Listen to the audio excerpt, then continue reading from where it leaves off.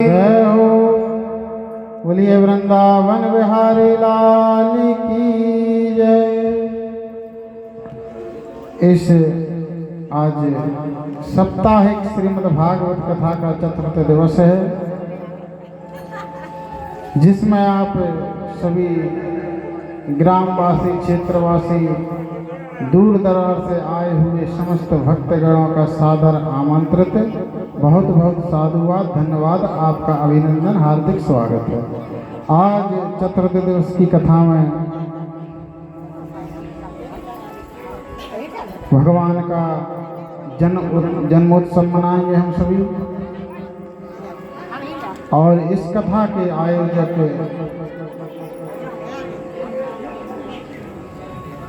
गीता दानी मैडम जी, और इस कथा में परीक्षित बनकर विराजमान है श्रीमान बिहारी लाल जी एवं इनकी धर्मपत्नी श्रीमती कला देवी एवं महेंद्र सिंह जी एवं उनकी धर्मपत्नी मुन्नीबाई, और आप समस्त ग्रामवासी, समस्त माताएं बहनें।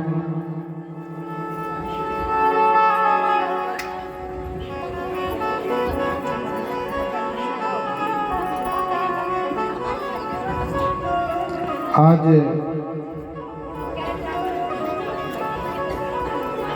समय पूर्ण मिल नहीं पा रहा है।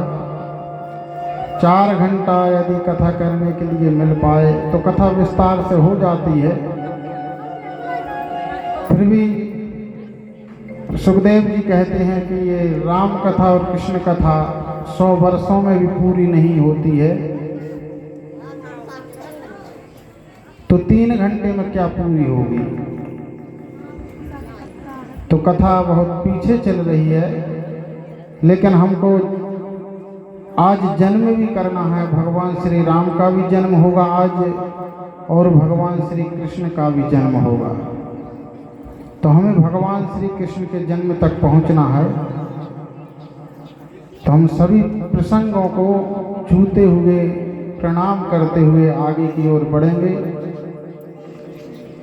कल की कथा में आप सभी ने श्रवण किया कि महाराज परीक्षित को 7 दिन में मरने का श्राप मिला है, और 7 दिन में ही हम सभी को मरना है। 7 ही दिन होते हैं, 8वां दिन नहीं होता। रविवार, सोमवार, मंगलवार, बुधवार, गुरुवार, शुक्रवार, शनिवार, 7 ही दिन होते हैं। हम सभी को 7 दिन में ही जाना है।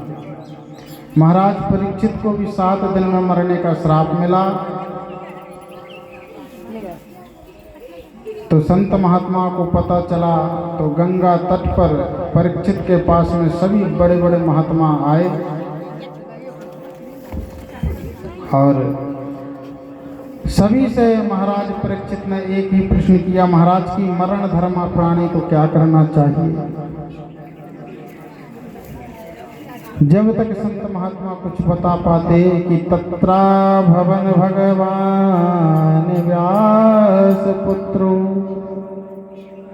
स्वयं परीक्षित को मृत्यु भय से मुक्त करने के लिए, मृत्यु से बचाने के लिए स्वयं भगवान ही व्यास पुत्र सुखदेव जी के रूप में पधारे। बोलिए सुखदेव जी महाराज की जय। बड़े बड़े सिद्ध कोटि के संत महात्मा बैठे थे। कोई भी परीक्षित का मृत्यु का उपाय नहीं बता पा रहा था। सब एक दूसरे का मुख देख रहे थे। इतने में सुखदेव जी आ गए। अब सुखदेव जी जब आए तो महाराज परीक्षित ने खड़े होकर सुखदेव जी के चरणों में साष्टांग दंडवत प्रणाम किया, आसन दिया सुखदेव जी को विराजने के लिए।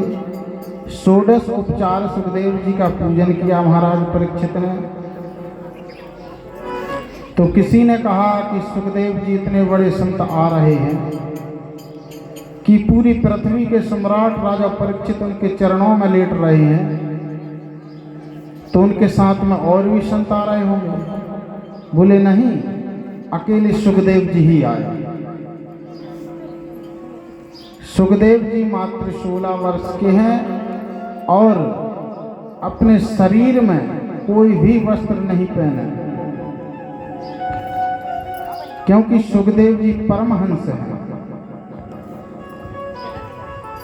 नग्न अवस्था में चले आ रहे हैं। जिस गांव से गुजरते तो गांव के बच्चे सुखदेव जी के पीछे लग जाते और सुखदेव जी को चिढ़ाते, नंगा बाबा आया, नंगा बाबा आया। पर सुखदेव जी पर कोई भी इसका असर नहीं।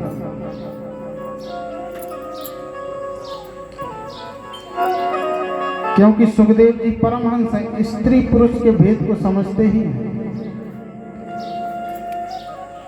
एक जलाशय में कुछ स्त्रियां स्नान कर रही थी। सुखदेव जी वहां से निकल गए और उन स्त्रियों ने सुखदेव जी को देखकर भी अपने तन को नहीं ढका। तब पीछे से सुखदेव जी के पिता